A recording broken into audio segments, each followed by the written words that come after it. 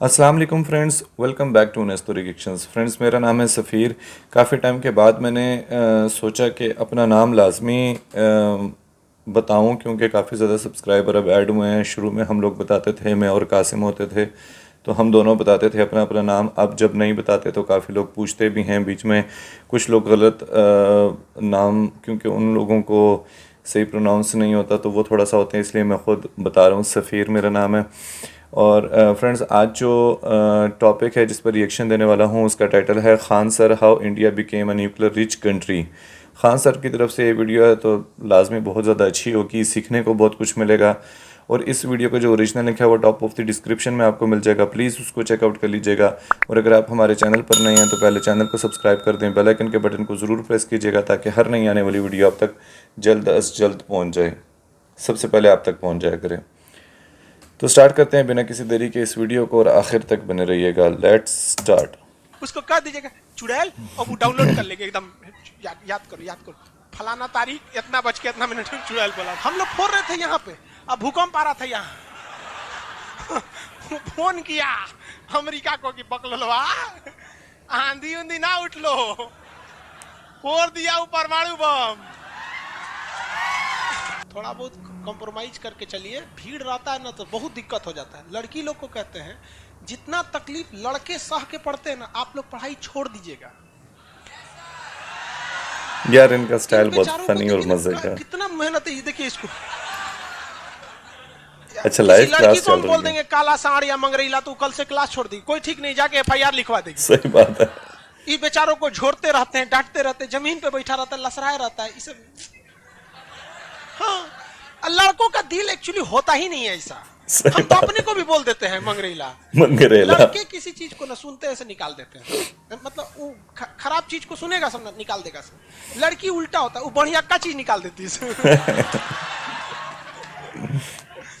हाँ, खराब का डाउनलोड कर लेती है सब। उसको कह दीजिएगा चुड़ैल, और वो डाउनलोड कर लेंगे एकदम। याद करो फलाना तारीख इतना बज के इतना मिनट में चुड़ैल तूने बोला। मुझे चुड़ैल कहा था। चलो डिस्टर्ब नहीं, चलिए याद है। ये नहर का नाम बता सकते हैं? इंदिरा गांधी नहर। दुनिया की सबसे लंबी सिंचाई नहर इंदिरा गांधी। इंदिरा।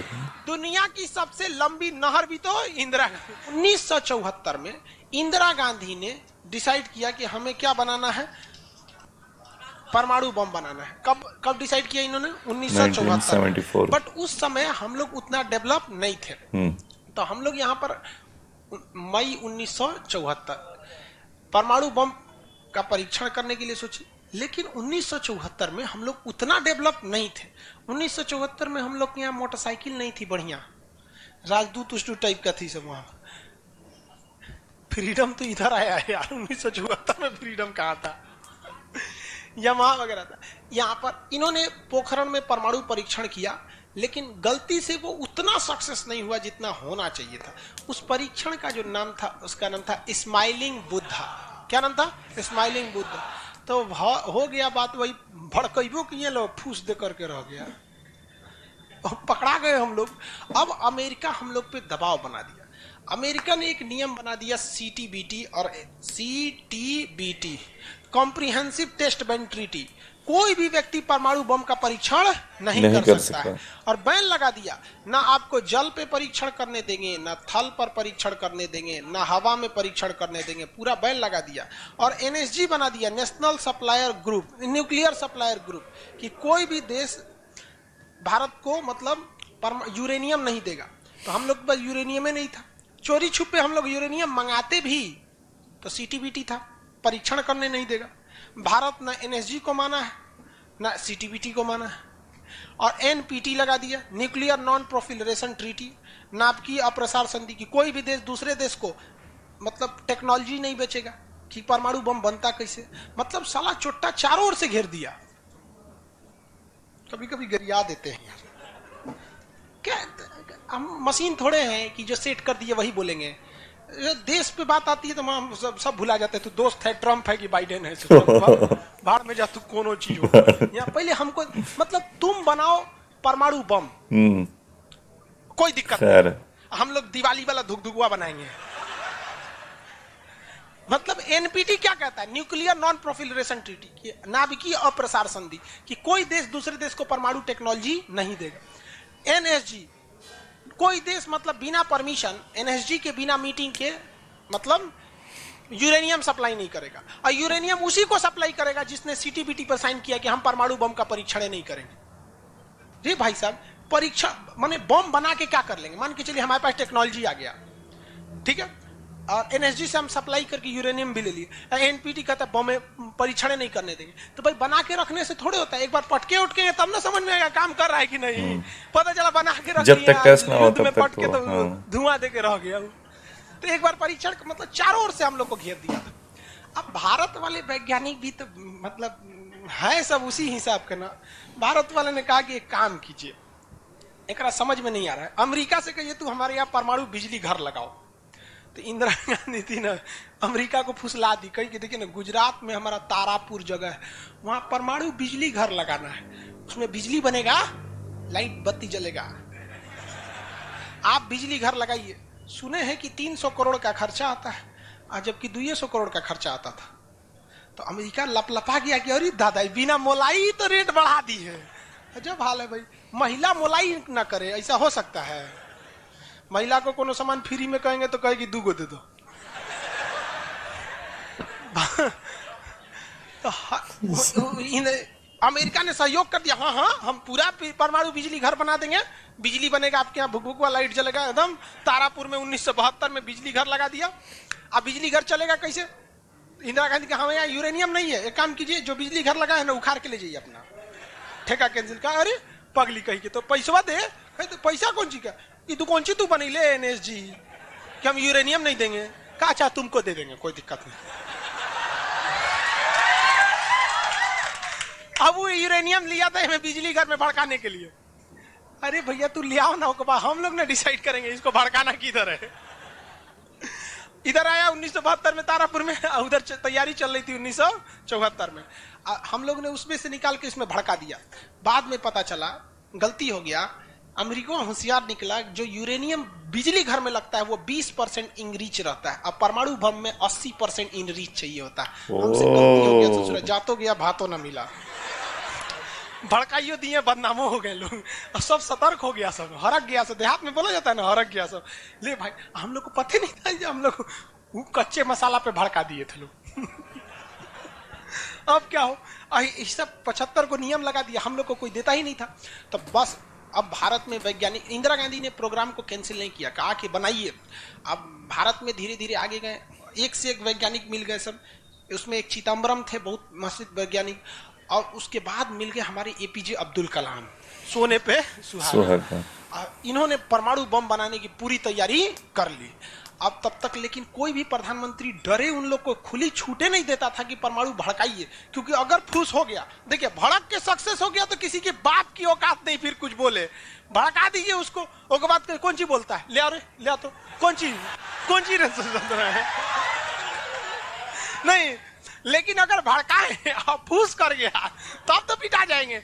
जापान पर परमाणु बम मार दिया था अमेरिका, जापान चुपचाप देख लिया था। जापान के पास परमाणु बम रहता ना, अरे बाप रे बाप, उनको तो दिखाया रहता, जापान मारा रहता ना जिसका कोई मजबूरी हो गई थी। तो भारत के सामने यही रास्ता था कि भैया अगर भड़का दिए और अगर सक्सेस नहीं हुआ तो इस बार माफी मिलने वाला नहीं है, क्योंकि 1974 में एक बार माफ कर दिया था। लेकिन अटल बिहारी वाजपेयी का जब नेतृत्व आया प्रधानमंत्री का, तो अटल बिहारी वाजपेयी ने कह दिया था भैया कुछ भी हो जाए, कुछ भी हो जाए, हमारा देश रहना चाहिए। आज के नेता रियलिटी बताते हैं। अटल, हम जो लोग, हम और आप उस पीढ़ी में से हैं जिन्होंने एक साथ 2 महापुरुष को अपने देश में देखा, राष्ट्रपति के रूप में एपीजे अब्दुल कलाम और प्रधानमंत्री के रूप में अटल बिहारी वाजपेयी। और ये सौभाग्य पृथ्वी पर अब किसी को नहीं मिलने वाला है, क्योंकि ये ऐसे लोग थे जिनका अपना परिवार बाल बच्चा कुछ नहीं, देश ही समझा मतलब देश है, मतलब देश है यहाँ पे, और कुछ नहीं यहाँ पे। अरे गलवान में चीन घुसा है ना, चोट्टा अटल बिहारी वाजपेयी रहते तो बता रहे, तो दिखने में बुढ़ा थे अटल बिहारी वाजपेयी। यहाँ पे बड़े बड़े जवान लोग का छक्का छुड़ा देते थे बॉर्डर पे, उन्होंने खुला छूट दिया एपीजे अब्दुल कलाम को, कहा कि आपको हमारे परमिशन की जरूरत ही नहीं है, आपको जो करना है करिए, हमको नहीं, हमको बस परमाणु बम चाहिए, हमारी सरकार रहे चाहे सरकार गिर जाए। और रियलिटी में है, भारत में अटल बिहारी वाजपेयी अगर परमाणु परीक्षण न करते तो भारत पर अमेरिका सैंक्शन नहीं लगाया रहता और अटल बिहारी वाजपेयी की सरकार नहीं गिर जाती। लेकिन अगर वो अपनी सरकार को सोचते तो कोई भी शिक्षक मंच पर खड़ा होकर किसी प्रधानमंत्री का खुलेआम तारीफ नहीं कर सकता, वरना कितने प्रधानमंत्री आए कितने गए किसी के लिए शब्द नहीं निकलता है। तो इतिहास हमेशा याद रखिएगा, आपको न्यौछावर करना पड़ेगा। यहाँ पर ऐसे चमचागिरी करने से किसी का नाम लेता आदमी लेकिन विरोधी भी जिनका नाम लेते हैं ऐसे महापुरुष थे अटल बिहारी वाजपेयी, एपीजे अब्दुल कलाम। कोई है जो गिर जाएगा? हाँ, उसे जो अपने बेचारा शर्मा जाएगा, किसको बोल रहे। उन्होंने खुला छूट दिया और कहा कि जो करना है करिए। एपीजे अब्दुल कलाम कहे ठीक है, लेकिन अमेरिका को पता चल गया कि सोचा एपीजे अब्दुल कलाम चल गया वहां, ये पक्का सफल कर देगा, तो उसने उसके ऊपर ना सैटेलाइट छोड़ दिया, अमेरिका से सैटेलाइट छोड़ा और भारत के ऊपर निगरानी करने के लिए।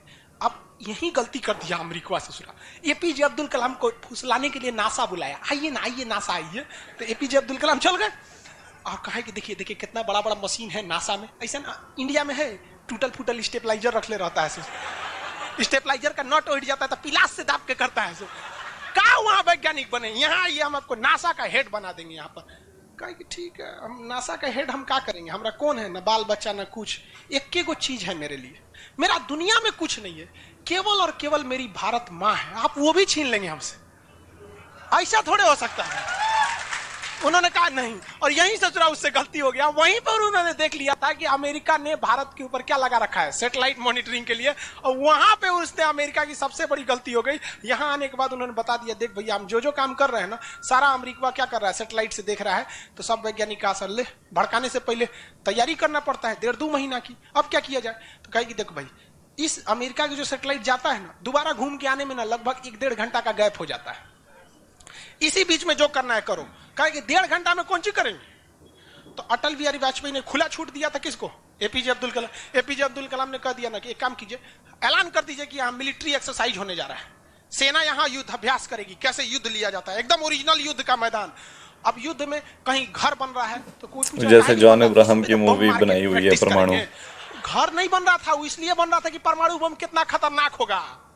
लोगों को लगा कि फौज इस पे मार के देखेगी कितना तबाही मचा रहा है। अरे भाई साहब बकलोल, वो तैयारी अब्दुल कलाम ने करवा रहे थे कि जब फोड़ेंगे तो देखेंगे कि घरवा उधिया रहा है कि नहीं। तो लोगों को लगा हम मिलिट्री एक्सरसाइज कर रही है, सब चीज काम हो गया। लेकिन अमेरिका को कहीं ना कहीं भनक लग गया, क्योंकि हर घर में सतयुग से कलयुग तक साले विभीषण हर जगह मिलते हैं। भारत में कोनो जाके कह दिया वहां पर तो भनक लग गया। तो अमेरिका ने उस सैटेलाइट की टाइमिंग घटा दी।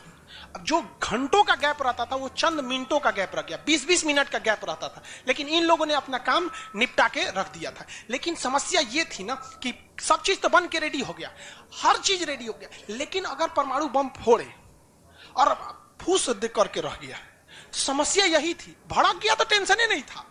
तब क्या किया गया, सैटेलाइट हुआ तो रहेगा। तो अटल बिहारी वाजपेयी का पूरा छूट था, एपीजे अब्दुल कलाम को इनको टेंशन ही नहीं था। उन्होंने कह दिया अटल बिहारी वाजपेयी से कि ये काम करते हैं हम अब आ गया, हम मई में इसका बम फोड़ देंगे, कोनो दिन में 9 तारीख चाहे 11 तारीख कोनो दिन हम फोड़ देंगे। तो कहें कि भाई आपको जो करना है करिए ना, हमको मत बताइए, हमको बस परमाणु बम चाहिए, बाकी अमेरिका कौन चीज करेगा हम देख लेंगे यहाँ पर। तो अटल बिहारी वाजपेयी से खुला छूट मिल गया। अब इन्होंने 9 मई 1998 डेट क्या कर दिया, डिसाइड कर 2 दिन किया था, एक 9 मई को भी, फिर 11 मई को। पहले 11 मई 1998 शक्ति 98 कोड नाम था।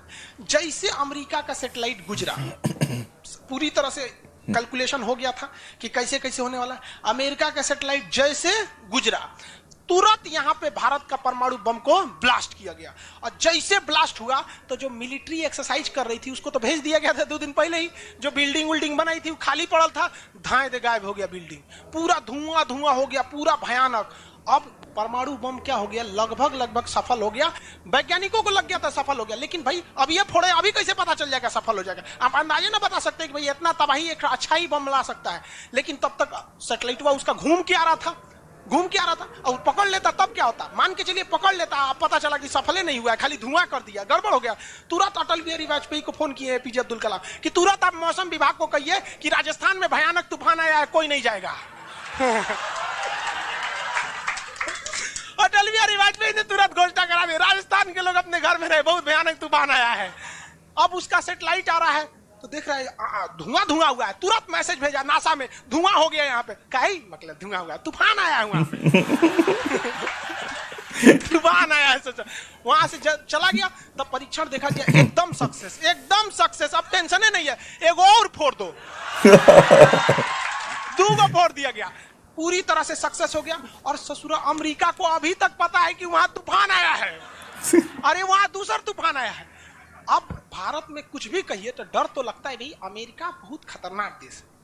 आज हम लोग भले शक्तिशाली है, 1998 में हम लोग को पाकिस्तान आगे दिखा देता था, 99 की करगिल वार याद कीजिए। आज हम लोग बहुत आगे निकल गए, लेकिन उस समय बहुत पीछे थे हम लोग। अब डर तो था ही। अब भारत के प्रधानमंत्री सब राष्ट्रपति सुखपुकाइल थे, अमेरिका क्या करेगा क्या करेगा, ओके पते नहीं। 9 तारीख बीत गया, 10 तारीख बीत गया, पता ही नहीं चला अमेरिका को। अटल बिहारी वाजपेयी अब्दुल कलाम से पूछे कि महाराज तो सोचा कुछ सुखबुगाइए नहीं रहा, तो करे ओकरा पते ना चलल है। एक काम करते हैं, आप धड़ल्ले से फोड़ देते हैं, क्या फायदा है हम। तो फिर 11 मई को 3 गो और फोड़ दिए 2 गो गायब करके। जैसे परमाणु बम निकला धाम से फोड़े, पता ही नहीं चला दूसरा। लेकिन भाई धड़ाधड़ 5 गो फोड़ दीजिएगा तो पता चल जाएगा कि नहीं पता चल। ये डाउट हो गया पाकिस्तान को, जनते का है। हम लोग फोड़ रहे थे यहाँ पे, अब भूकंप आ रहा था यहाँ फोन किया अमेरिका को कि बकलवा आंधी उंधी ना उठ लो, फोड़ दिया वो परमाणु बम अमेरिका ससुरा माथा फोड़ रहा है अपना, कह रहा है कि अब क्या करें हम यहाँ पे। नासा वालन को गरियाया गिरे चोट्टा कहीं का, तू लोग को सेटेलाइट लगाओ, हाई लगाओ वहां पे। कौन ची देख रहा था लोग वहां पे, हम तो बोलबे किए थे कि उधर दुका उठाया था, अपने ने बोले थे कि आंधी उठल है वहां पे। अमेरिका आग बबूला हो गया और तुरंत अमेरिका का प्रतिक्रिया आया कि भारत को इसका बहुत भारी कीमत चुकानी पड़ेगी। तो भाई जिसकी कीमत भारी ना हो उसे चुकाने में मजा क्या है। और अमेरिका ने खुलेआम भारत को लड़का दिया कि भारत, अमेरिका कभी भी इस बात को स्वीकार नहीं करेगा कि भारत एक परमाणु संपन्न देश है। भारत को कभी भी अमेरिका इस बात की मान्यता नहीं देगा। अटल बिहारी वाजपेयी ने भी कॉन्फ्रेंस तुरंत मीडिया के सामने आए और कहे कि जो चीज हमारे पास है उसके लिए हमें किसी के प्रमाण की कोई आवश्यकता नहीं है। और जिस देश को यह लगता है कि हमारे पास परमाणु बम नहीं है या जिन देश को हम पर शक है वो आ जाना युद्ध के मैदान में, बताएंगे है कि नहीं। अब पूरी तरह तबाह हो गया। अब अमेरिका माथा पीटते रह गया। अमेरिका ने आदेश दिया अपनी सेना को कि तैयार रहो। अटल बिहारी वाजपेयी ने आदेश दिया अब्दुल कलाम को कि जो बम बनाए हैं ना, 2-4 को फोटोकॉपी उसका रेडी रखिए। फोटोकॉपी मतलब उसका बना के रेडी रखिए, क्योंकि सेना की लड़ाई में भाई आर्मी टू आर्मी बहुत दिक्कत हो जाएगा, एडवांस है वो बहुत। आज के वक्त में भी हमारा हथियार वहीं से खरीद किया था। भारत ने भी डिसाइड कर लिया कि जो होगा आपकी परमाणु बम से होगा। अमेरिका भी डर गया कि ना भाई इससे लड़ना अब ठीक नहीं है। पाकिस्तान वो बम बना के रख ले था, डरे नहीं फोड़ रहा था। 1 हफ्ता तक देखा कि भारत को क्या हो रहा है क्या हो रहा है, देखा कि कुछ नहीं हुआ, इहो चुप पे फोड़ दिया अमेरिका एकदम ककुआ गया, एकदम कह रे चट्टा कहीं का तू क्या फोड़ा रे तो पाकिस्तान झाड़ दिया अमेरिका को कि हमरे बोलेंगे कमजोर जान के, फोड़ले आपके आप बाई एकरा नहीं बोलेंगे आप, हम कमजोर हैं तो हमरा बोल देंगे। एक काम कीजिए, आप भारत को जो सजा दीजिएगा हम भी वही सजा काट लेंगे। सोचा हमरे पे खेल गया हम ही लोग पे खेल गया पाकिस्तान। अब भाई अमेरिका टेंशन में आ गया।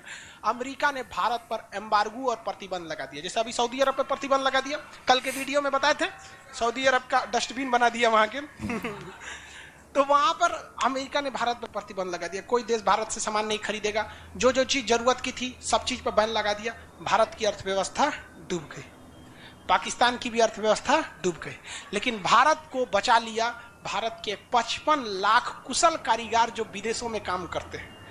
आप प्रतिबंध लगाइएगा भी तो पूरी दुनिया का कारखाने ठप हो जाएंगे, क्योंकि हर जगह भारत के वहां वर्कर काम करते हैं। और अमेरिका या सीबीएसई वाले जो वर्कर होते हैं वो स्पेशलिस्ट होते हैं, पेंट मारता है तो पेंटे मारेगा। भारत का मिस्त्री मल्टी टैलेंटेड होता है, पेंट मार रहा है उसको कोई काटी ठोक दो तो बिजली वाला काम कर दे तो हाँ तार और घींच देते हैं मल्टी टैलेंटेड होता है। और काम भी बहुत ज्यादा करता है। काम हम जब 5 बजे कर देगा तो आदमी अच्छा ये बोरा नीचे उतार दो, तो ये सब बड़ी काम कर देता है, मेहनती होता है सर, कोई दिक्कत नहीं है उन सब में। खाना नहीं भी है तो कोई दिक्कत नहीं, निकालेगा तो कहीं नहीं है, चालू। तो पूरी दुनिया से भारत को पैसे आ रहे थे, पूरी दुनिया, भारत में क्या, भारत के हजारों वर्कर लाखों काम कर रहे थे, भारत में पैसा आ रहा था, तो हमारी अर्थव्यवस्था पे उतना भयानक प्रभाव नहीं पड़ा। लेकिन पाकिस्तान की अर्थव्यवस्था तबाह हो गई। इसकी यहाँ के कोई वर्कर को ले भी नहीं जाता है। अरे चोटा कब मार करेगा कोई ठीक है नहीं है यहाँ पर। ये सब इतने बड़े बैल होते हैं सब पाकिस्तान वाला। अगर पाकिस्तान के एक मोहल्ला से 5 आदमी विदेश गया है ना, वहां अच्छा से हंसी खेसी ड्यूटी कर रहा है, अगर उसके परिवार में यहाँ झगड़ा होगा ना तो दोनों वहां झगड़ा कर लेगा सर, तो अब्बा काहे मर लो हमारी खाला को वहां मार कर ले। उसकी अर्थव्यवस्था पूरी तरह से बर्बाद हो गई। अब पाकिस्तान के साथ अजीब सी दिक्कत था, अमेरिका अर्थव्यवस्था बर्बाद कर दी, लेकिन पाकिस्तान भाई साहब हरामियों में नोबेल पुरस्कार मिलता तो हर साल यही लाता। इसने कहा कि एक काम करते हैं, अमेरिका ने हमको ऐसा बर्बाद किया है कि परमाणु बम होने के बावजूद हम तड़प के रह जा रहे हैं, हम भी अमेरिका को तड़पाएंगे। यह कहता है ना कि हम किसी से खरीद नहीं सकते हैं, व्यापार नहीं कर सकते, एक काम करते हैं हम परमाणु बमें बेचते हैं। सजरा उत्तरी कोरिया को बेच दिया, किंग जोंग पगला को देखे उसका टेक्नोलॉजी पाकिस्तान दिया है, सद्दाम हुसैन को, ईरान को, सबको बेचने लगा कि सारा थ्योरी ले आके देखता था कि देखिए ऐसे ऐसे परमाणु बम बनता है, लीजिए 20 करोड़ दीजिए जाइए। अब अगला हिसाब 1 महीना तो काटेगा आदमी, अगला हिसाब देखे। अमेरिका कर रहे पाकिस्तान में चोट्टा क्या कर रहा है, क्या कर रहा है, मरे हम भूखे मरे, आप प्रतिबंध हटा दीजिए नहीं तो हम इसको फेसबुक पे डाल देंगे।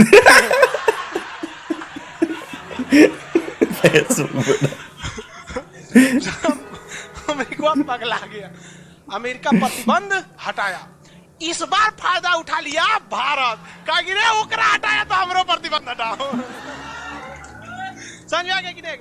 तो गलती से भी अगर हम लोग जब भी एक दूसरे का अंतर्राष्ट्रीय मंच पर साथ दिए हैं ना तो दोनों को फायदा हुआ है, लेकिन ये चुट्टा उसको समझ में नहीं आता है। अभी भी अगर वो शांति से रहेगा ना तो बहुत आगे जाएगा, और अशांति से रहेगा तो एकदम में आगे चल जाएगा। परमाणु परीक्षण समझ में आ गया? किसी कोई दिक्कत कहां होता है? पोखरण में। आज भारत परमाणु संपन्न है या नहीं है? परमाणु की आवश्यकता है नहीं।